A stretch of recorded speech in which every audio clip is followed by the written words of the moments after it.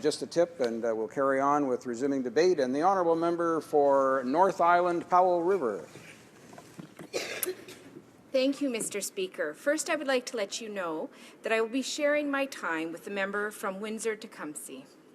Today, we are speaking on an important issue of pay equity. I am proud to stand in the House to speak in support of this motion. I would be remiss, though, if I did not take this opportunity to mention the woman who pushed me towards considering politics. In 2005, I received a phone call from Fran Jones while working for Homolko First Nation. Fran, a woman of great integrity and dedication, wanted to discuss how to increase opportunities for Aboriginal youth to be working in our community.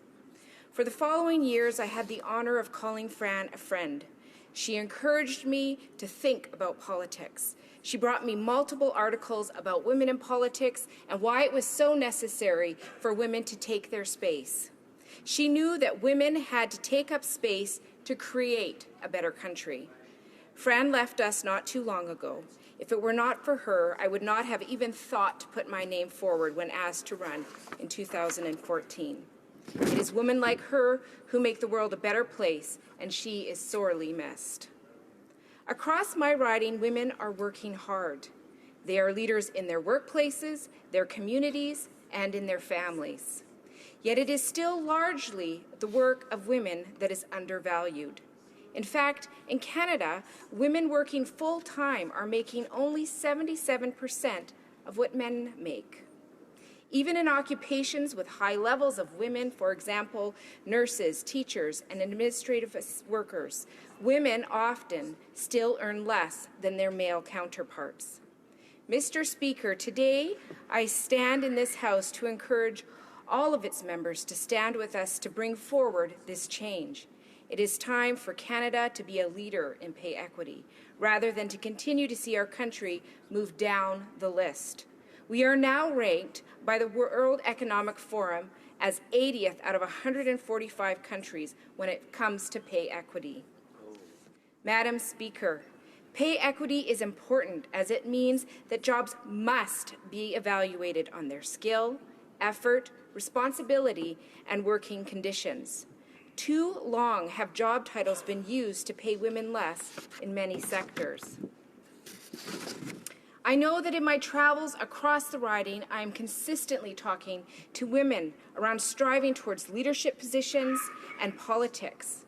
In fact, after the October 19th election, I was interviewed by a local paper about being a woman elected to a parliament with 88 female members, a movement in the right direction. At 88, we are almost at a third of the members of parliament. One of my favorite sayings has always been, to regain balance, you must move from one extreme to another. I look forward to a day when this House is full of women. I am also proud to come from a party that does the important work of making space for this change. By committing to increasing women to 50% of our representation, we must take active steps in making this a reality. It is the only way that people must reflect on what the barriers are that are preventing women from taking this much-needed step. During this interview, we also contemplated the question of why women still do not make up larger numbers in roles of power. What we must all do is encourage women to step forward and encourage one another in these roles. I am proud to be one of the 88 women parliamentarians, but we still have much work to do. Madam Speaker, we also talked about the fact that my granny could not vote until 1960, when Aboriginal people were finally given the right. It is with great pride that I stand here in her memory. The fact that I am even in this House, that I'm in this role, would not have been part of her vision for me. This is what oppression does. It narrows the vision for people. I am proud that it will be a vision for my granddaughter. This is why pay equity is more important than we can comprehend. Valuing work, valuing women widens the vision for women and for all Canadians. Pay equity is often seen as a woman's issue. This is a societal issue. Until we value people for the work they do in a fair way, it says much about our society and about our country. It also means less opportunity, Madam Speaker. Multiple research efforts have been focused on diversity and its positive impacts on business and innovation. Diversity means a focus on multiple stakeholders and potential markets. This only builds competitiveness and creativity. Pay equity will assist with building a better Canada. The motion put forward today is also based on the hardworking women in labour. In the 1950s and 60s, these women fought hard for pay equity. Standing next to their male counterparts, they knew they were doing the same job and receiving less pay. This fight built a stronger framework, and today women in unions are paid on average over $6 more than women who are not.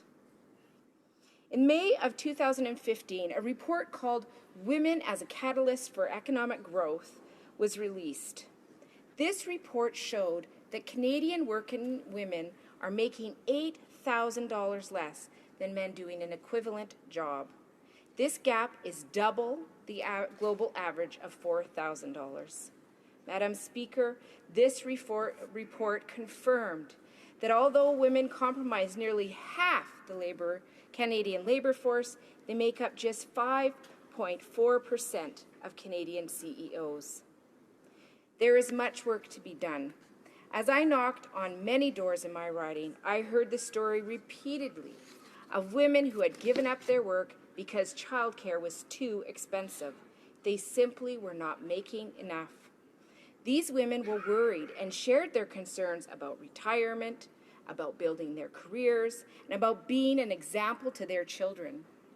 Pay equity is key in this discussion because the reality is women are retiring with less, not because they didn't work hard enough, but because they were not paid fairly. I have met many senior women in my riding living in poverty who have worked all of their lives. Because they were paid less, often for the same work, they have less opportunity and are challenged to support themselves as they age. Madam Speaker, this is simply not fair. In 2009, the right to pay equity in the public service was eliminated by the Conservatives. While then, the Liberal leader held his nose and voted with them. This must be restored. It must be restored. Madam Speaker, public services should be a leader across Canada, not contributing to the issue and discrimination of pay equity. Pay equity is a human right, not an issue to be negotiated during collective bargaining. The motion before the House today calls on the government to 1. Recognize that pay equity is a right. 2. Finally implement the recommendations of the 2004 Pay Equity Task Force report. 3. Restore the right to pay equity in public service. And 4. Appoint a special committee to conduct hearings on pay equity and propose proactive pay equity legislation. Today, in the year of 2016, it is time for the federal government to take action. It is time to finally stand up for all the people of Canada and say, this issue is important. It's time to get it right. Yesterday, many members from my riding were sending me reminders that the Lunar New Year is only days away. It is time to clean your home and prepare for family celebration of the new year. Today, I'm hoping that we will clean this most important house of Canada by supporting a motion that will benefit everyone. Thank you. Bravo.